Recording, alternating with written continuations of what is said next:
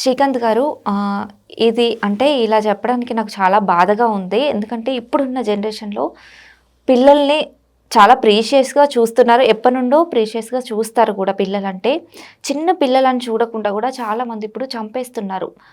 ఆళ్ళు పెద్దవాళ్ళైనా, పిల్లలైనా చంపేస్తున్నారు. అంటే ఆ టైంలో వాళ్ళకి సైకలాజికల్‌గా ఏమన్నా ప్రాబ్లమ్స్ వస్తే అలా చేస్తారా? లేకపోతే ఎందుకలా? అంటే వాళ్ళ మైండ్ ఏం రన్ అవుతుంది అప్పుడు ఆ టైంలో? యాక్చువల్లీ ఇది చాలా సెన్సిటివ్ అండ్ పెయిన్ఫుల్ టాపిక్ అండి. ఈ టాపిక్ గురించి ఆలోచిస్తే చాలా డిస్టర్బెన్స్గా కూడా ఉంటుంది. అవును. అంటే కరెక్ట్గా చెప్తే ఈ యొక్క కన్సర్న్ అనేది అంటే వాళ్ళు ఒక ఒక అంటే ఒక బాబునో, పాపనో లేదా వాళ్ళ యొక్క పిల్లల్ని చంపుతున్నారనే పదం ఉంది చూసారా? అది మాట్లాడాలంటేనే అంటే నేనే తడబడుతున్నాను ఆ మాట వింటేనే. రైట్. సో, దీనికి అంతర్లీనంగా చాలా రీజన్స్ ఉంటాయండి. అంటే ఫినాన్షియల్ ప్రాబ్లమ్స్ కావచ్చు. అంటే పిల్లల్ని చంపే అంత రీజన్స్ ఉంటాయా అని? అంటే నా పాయింట్ ఏంటంటే, అదే నేను ఇంకా చెప్తున్నాను కదండీ. ఫినాన్షియల్ రీజన్ అవ్వచ్చు, ఎమోషనల్ రీజన్ అవ్వచ్చు, రిలేషన్‌షిప్ ఇష్యూస్ అవ్వచ్చు, లేకపోతే వాళ్ళు వాళ్ళకి ఎమోషన్స్‌ని మేనేజ్ చేసుకోలేకపోవడం అవ్వచ్చు, లేకపోతే అదర్ మెంటల్ హెల్త్ రీజన్స్ కూడా అవ్వచ్చు. ఓకే. సైకోసిస్ అవ్వచ్చు, పోస్ట్‌మార్టం అవ్వచ్చు. అంటే ఒక్కటని చెప్పడానికి లేదండి. సో, ఈ యొక్క రీజన్ సిట్యుయేషన్‌ని బట్టి, హ్మ్. ఆ కేస్‌ని బట్టి ప్రతి కేస్ టు కేస్ ఇది డిఫర్ అవుతుంది.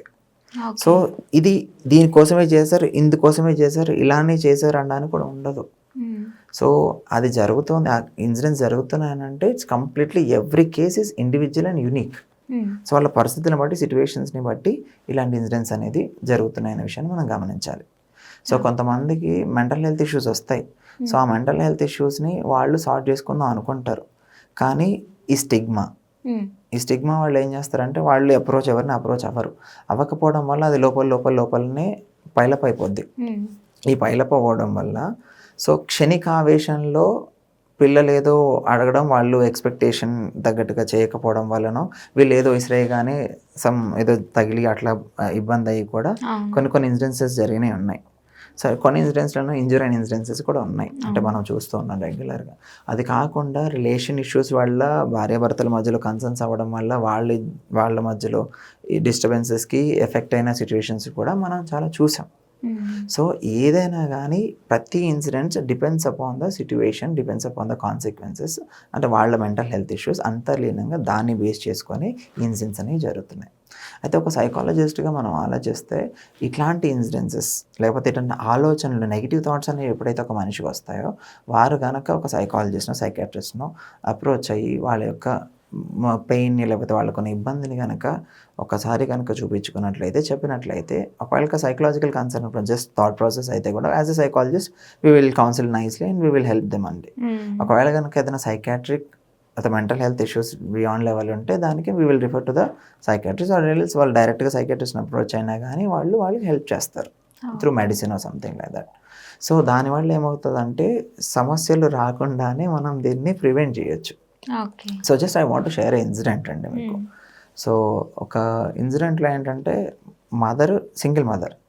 ఆవిడ చక్కగా అంటే single mother in the sense వాళ్ళ హస్బెండ్ ఈ అబ్బాయికి 1 ½ ఇయర్ ఉన్నప్పుడు యాక్సిడెంట్‌లో చనిపోయారు. చనిపోతే అప్పటినుంచి ఆవిడ ఎవ్వరి మీద డిపెండ్ అవ్వకుండా తనే కష్టపడి ఆ బాబుని చక్కగా చూసుకుంటుంది. హ్మ్. ఓకే. సో, ఇంకా 4 ఇయర్స్ అనేసరికి ఇంకా ప్రీ స్కూల్స్‌కి పంపిస్తారు కదా! అవును. సో, ప్రీ స్కూల్‌లో జాయిన్ చేసింది. అది కూడా మంచి ఇంటర్నేషనల్ బ్రాండ్ ఉన్న ప్రీ స్కూల్‌లో జాయిన్ చేసింది. బావుంది. హ్మ్. సో, ఇంకా అంతా కొంచెం ట్రాక్‌లోకొస్తుంది అనే సిట్యుయేషన్‌కి తనకి హెల్త్ ఇష్యూ ఉందని చెప్పేసి డయాగ్నోసిస్ అయింది. అది కొంచెం severe health ఇష్యూయే. Okay.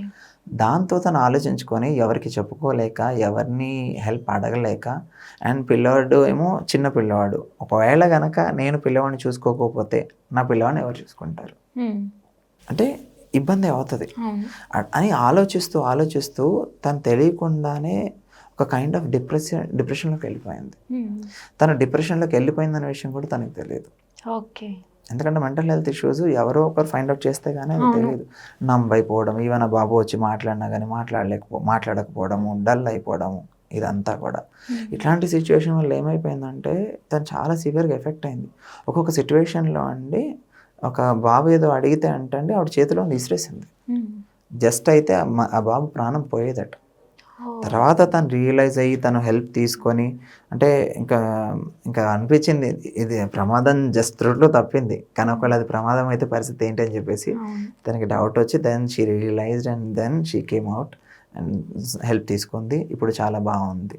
Okay. So అంటే సింపుల్ లైన్లో చెప్పాలంటే there was incidences. Every incident depends upon the consequences, situations, mental health issues అన్నీ ఉంటాయి. ఒకవేళ మెంటల్ హెల్త్ ఇష్యూ అయితే కనుక మనం ఓపెన్గా దాన్ని చెప్పుకొని హెల్ప్ తీసుకుంటే ఖచ్చితంగా మనకి ఇలాంటి ఇన్సిడెన్సెస్ అనేవి అవ్వకుండా హెల్ప్ అవుతుంది. అంటే బయట జనాలు చూసినంత సాఫ్ట్‌గా ఉండవు. ఎవరి రీజన్స్ వాళ్ళకుంటాయి.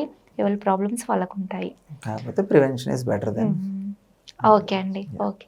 Thank you.